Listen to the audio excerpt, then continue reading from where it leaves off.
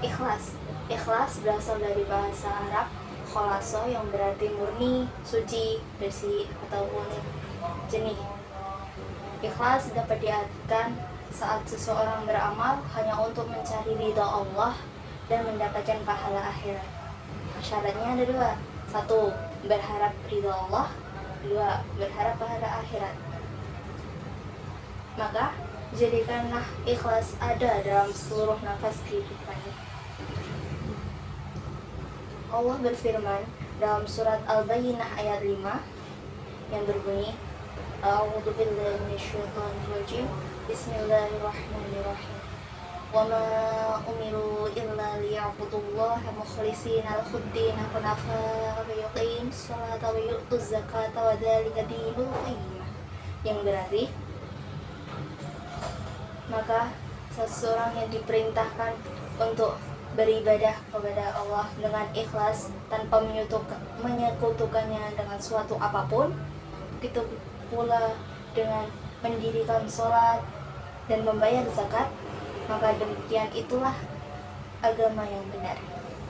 Ada suatu kisah yang dapat dijadikan contoh tentang keikhlasan, yakni kisah seorang raja.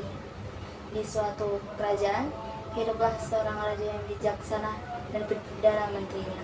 Perdana menteri tersebut adalah sosok yang memiliki ketaatan dan keimanan yang kuat.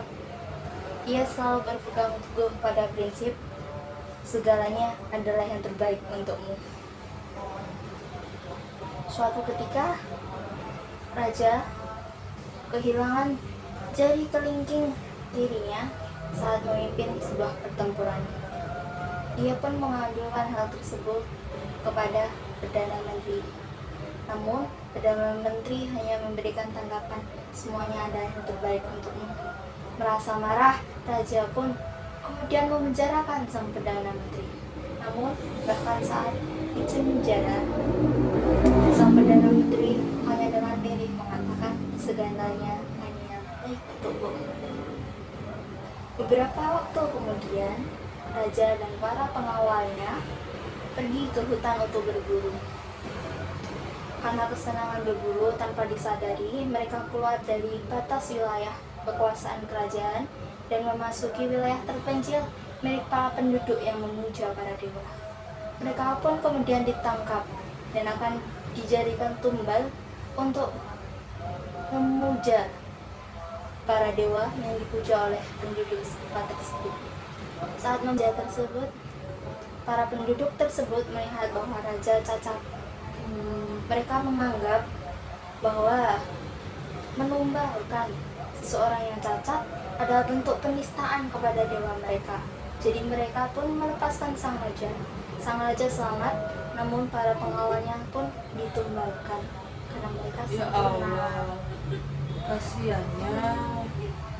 Sang raja yang merasa bersalah kemudian mendatangi Perdana Menteri dan menceritakan seluruh kisah tersebut. Perdana Menteri pun mengatakan segalanya adalah yang terbaik untukmu. Ia pun kemudian menjelaskan hikmah di balik peristiwa itu. Pasti akan ditunggalkan. Kehilangan tersebut justru menjadi penyelamat hidupnya. Lalu, jika sang Perdana Menteri tidak dipenjara, ia pasti akan ikut berburu dengan raja dan akhirnya ditunggalkan. Maka percayalah bahwa di balik setiap kesulitan pasti Allah akan menggantinya dengan kebaikan, baik di masa sekarang ataupun nanti.